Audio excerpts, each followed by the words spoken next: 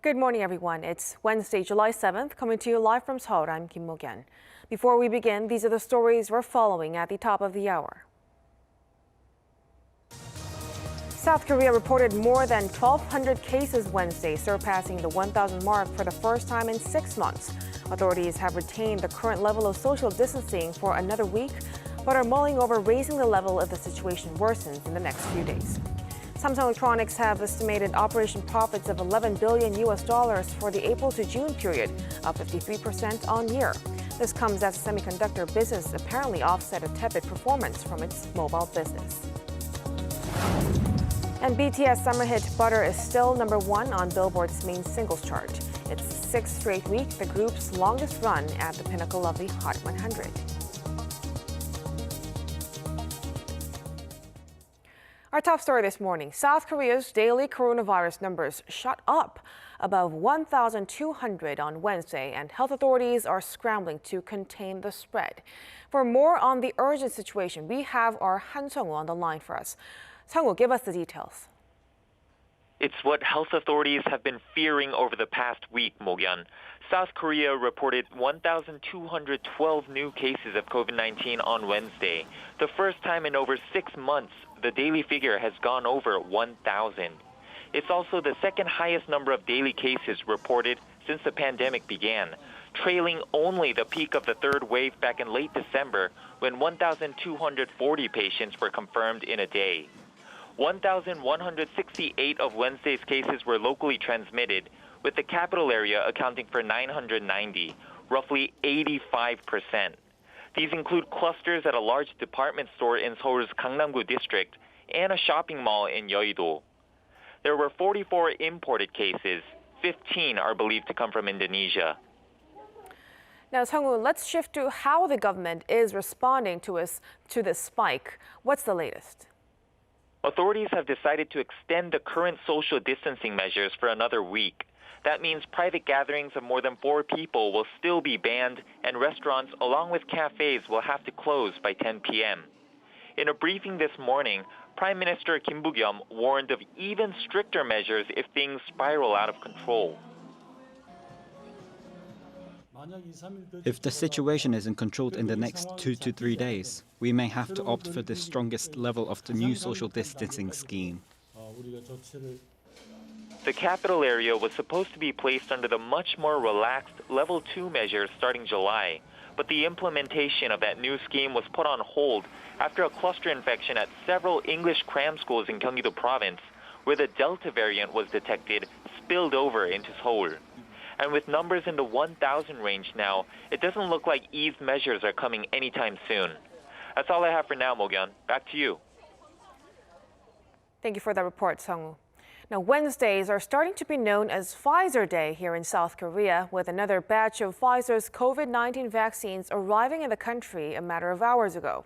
627,000 doses under a direct contract with the pharmaceutical company arrived to the country, marking the first batch for the second half of 2021. Adding to the arrival of the 700,000 Pfizer doses from Israel, South Korea looks to speed up its inoculation drive in the third quarter. Local health officials hope to reach their goal of achieving herd immunity before their original deadline of November. Monsoon rain in South Korea has caused landslides, power cuts, and forced hundreds to evacuate their homes. 2 deaths have been reported in Jeollanam-do province, where a woman in her 60s drowned after being swept away by floodwater, and another woman in her 80s was found buried in mud. As of Tuesday, thousands of hectares of farmland were submerged. The weather agency forecasts more torrential rain for Jeollanam-do and Gyeongsang-nam-do for Wednesday. Residents are advised to avoid danger zones and refrain from going outside. U.S. President Joe Biden's top advisor on Asia-Pacific issues has signaled that Biden could soon hold his first face-to-face summit with Chinese President Xi Jinping. The advisor says it could happen on the sidelines of the G20 summit later this year. Kim Hyo-sun reports. Kirk Campbell, the White House Indo-Pacific coordinator, expects to see engagement between the leaders of the U.S. and China before too long, hinting that their first summit could take place at the G20 summit in October. His remarks come amid ongoing tensions between the two superpowers, which worsened under the Trump administration. Addressing the Asia Society think tank virtually on Tuesday, Campbell also said it's possible for Washington and Beijing to coexist peacefully, but it will be significantly more difficult going forward. He also described China as being increasingly assertive, taking on many countries simultaneously, which he said is in stark contrast with how it operated in the 1990s. Campbell also reaffirmed that President Biden will host a summit later this year with the leaders of the so-called Quad Group, Australia, India, and Japan. Campbell's comments also come as the Chinese government protested the U.S. decision to reject visa applications for some 500 Chinese students. Describing the move as a, quote, toxic legacy of the Trump administration, Beijing's state-run media said the students' applications had been rejected, despite them all having offers for postgraduate study at top American universities. It added the rejections are based on Trump-era legislature, which prohibits the entry of Chinese students and researchers that the U.S. deems as being connected to China's military-civil fusion strategy. Kim Hyo-sun, Arirang News. The nuclear envoys of China and the U.S. held phone talks Tuesday for the first time since Special U.S. Representative for North Korea Sung Kim was appointed in May. China's foreign ministry confirmed the call between Kim and Liu Xiaoming, saying they agreed to keep their communication channel open. The Chinese envoy emphasized the need to resolve the North Korean denuclearization issue gradually and diplomatically, adding it should be carried out with the aim of also forging a peace treaty between Pyongyang and Washington. Kim said he hopes talks between North Korea and the U.S. resume soon. However, the regime continues to rebuff the Biden administration's attempts to engage. BTS are continuing to take the United States by storm with their latest mega hit, Butter. The 7-member South Korean band have achieved a feat few would have thought possible, retaining the #1 spot on Billboard's main singles chart for a 6th consecutive week. Lee Seung-jae tells us more. Another week and another week at the top. BTS's summer number, Butter, is still #1 on Billboard's main singles chart. It's the 6th straight week and the group's longest run at the pinnacle of the Hot 100. Over the past week, Butter drew 11 million US streams and sold 153,600 downloads, up 20% on week. It also attracted 28.3 million radio airplay audience impressions, up 2% on week. The streak is the longest run for a song by a group since American pop acts Mariah Carey and Boyz II Men debuted at #1 with One Sweet Day and held it for 16 weeks in a row. BTS last month became the first Asian artist to hit #1 for 4 straight weeks, surpassing Japanese singer Kyu Sakamoto's Sukiyaki in 1963. BTS released 3 remixes of Butter, Hotter, Sweeter, and Cooler, adding to the original song's popularity. According to its record label, the group will release a physical album for the Billboard topping hit on Friday. The release date also coincides with the day that ARMY, the name of BTS's powerful fandom, was coined 8 years ago. Included in the release of the album will be Permission to Dance, a collab with British singer-songwriter Ed Sheeran. With a star combo like that, BTS could remain at #1 for a number of weeks to come. Lee Seung-jae, Arirang News. The 74th Cannes Film Festival has rolled out the red carpet for the first time in more than 2 years, with South Korean film director of Parasite opening it as a special guest. Standing alongside this year's honorary Palme d'Or winner Jodie Foster and Spike Lee, who is leading the Cannes jury this year, Bong Joon-ho said there's never been a time when the movie industry has come to a halt. He said it was unfortunate the festival was canceled last year due to the pandemic. 2 South Korean actors Song Kang-ho of Parasite and Lee Byung-hun will also be in France for the festival. Song is a member of the competition jury along with other film heavyweights. Lee will present an award at the closing ceremony on July 17th.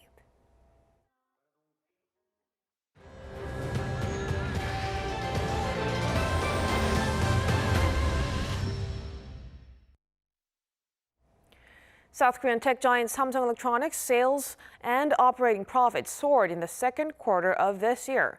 In its earnings guidance Wednesday, the company estimated its sales in the second quarter to be around $55.4 billion, the highest ever sales for the second quarter. It also estimated its operating profit to be around $11 billion, up over 53% from the same quarter last year. This marks the highest operating profit in 11 quarters. The sharp increase was attributed to the rising demand for the company's semiconductors, premium TVs, and home appliances. South Korea in May posted a current account surplus for the 13th straight month on the back of strong auto and chip exports. The Bank of Korea said Wednesday that the country recorded a current account surplus of $10.7 billion in May, up $8.5 billion on year. The bumper figure was largely driven by exports, which came to around $50 billion, soaring almost 50% from the previous year. Automobile exports increased 92% on year and chips almost 24%.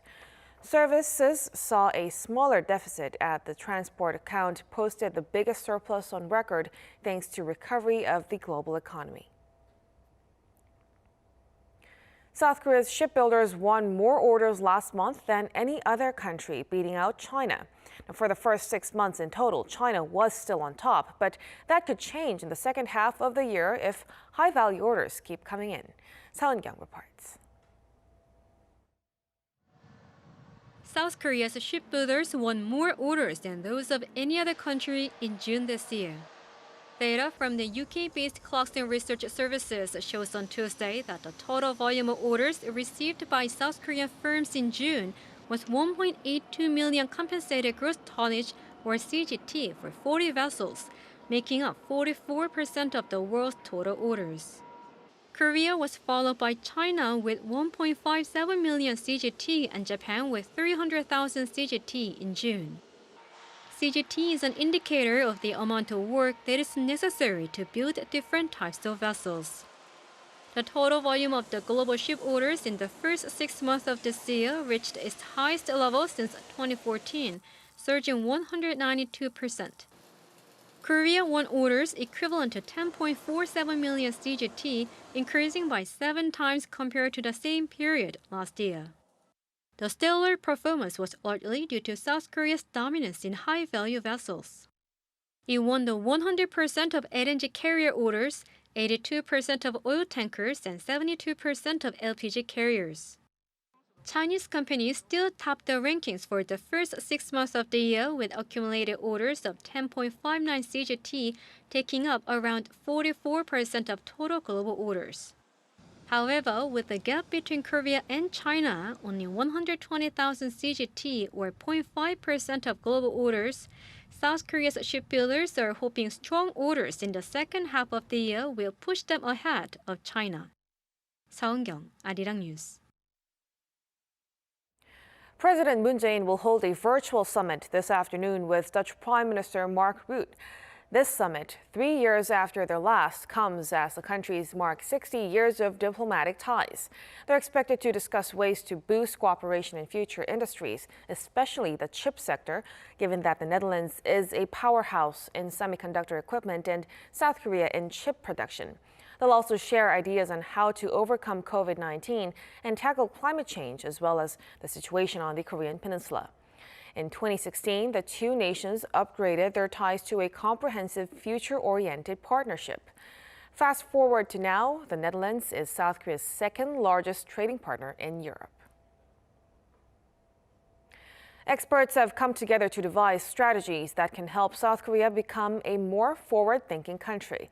They focused on Seoul's fight against the pandemic and its preparations for the post-COVID-19 era.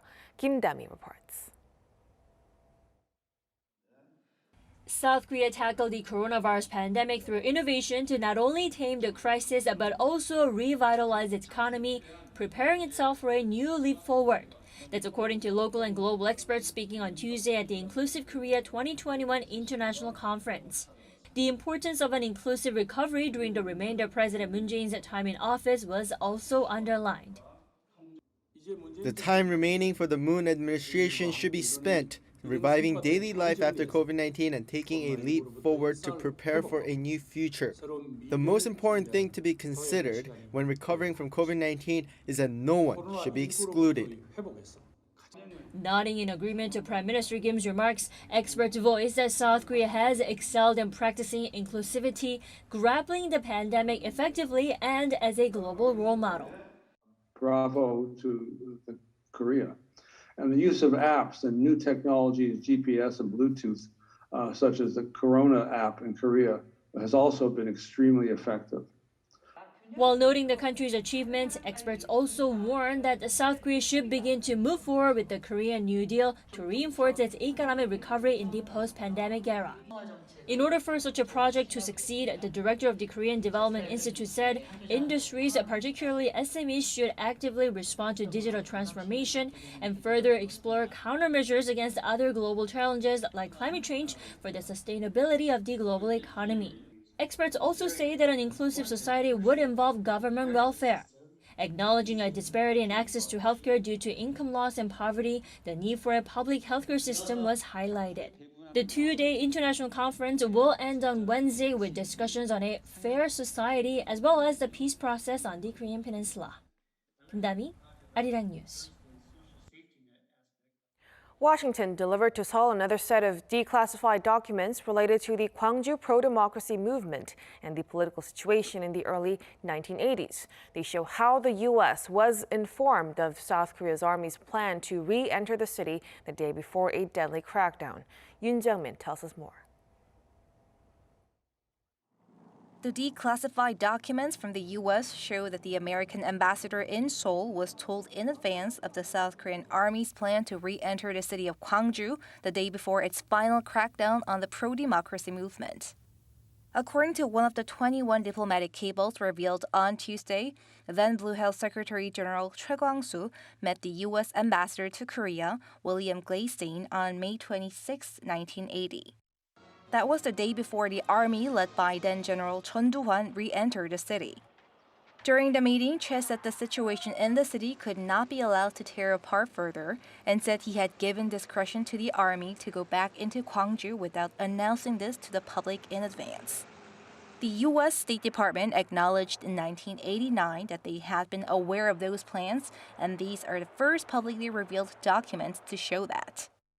Other diplomatic cables discussed the American ambassador's meeting with Chun a few days after Chun seized power in a military coup in 1979. During their meeting, Chun reportedly claimed that he had no personal political ambitions and gave his explanation of the coup.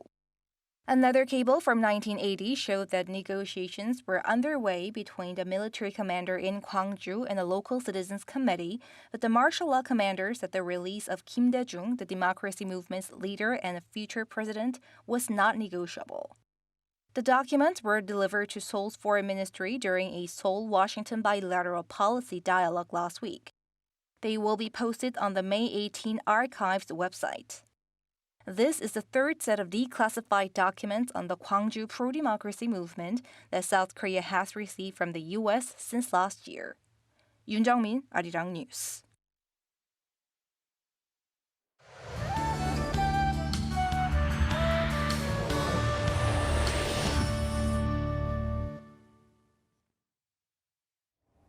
Good morning. Most of the southern regions will be seeing heavy rainfall during the first half of the day, while the south coast will receive torrential rain from the afternoon. Right now, Chungcheongdo and Gyeongsangdo provinces are seeing the heaviest rainfall, getting around 30 millimeters an hour. So heavy monsoon rain across the South Korea could trigger flash floods, so please stay alert. We could see up to 150 millimeters through tomorrow. Meanwhile, the capital in Gangwon-do province will be seeing light to no rain today, but will receive showers from tomorrow afternoon. So heavy rain alerts have been issued in many parts of the south today. Meanwhile, the northern side of Jeju is under a heat wave advisory. Speaking of heat, today is actually Seoso, which means a mini heat wave. It's going to be warmer than yesterday, but the heat will not bother us much, but do brace for high humidity. That's Korea for you, and here's a look at the weather conditions around the world.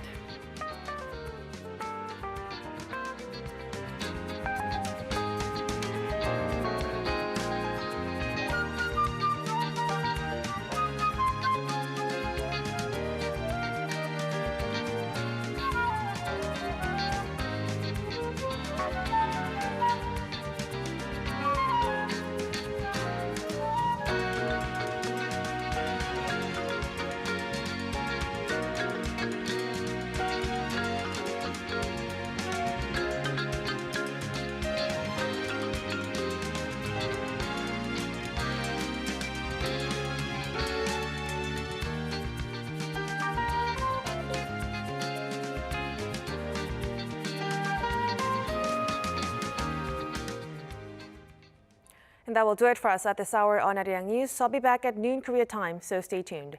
Thank you for watching and goodbye.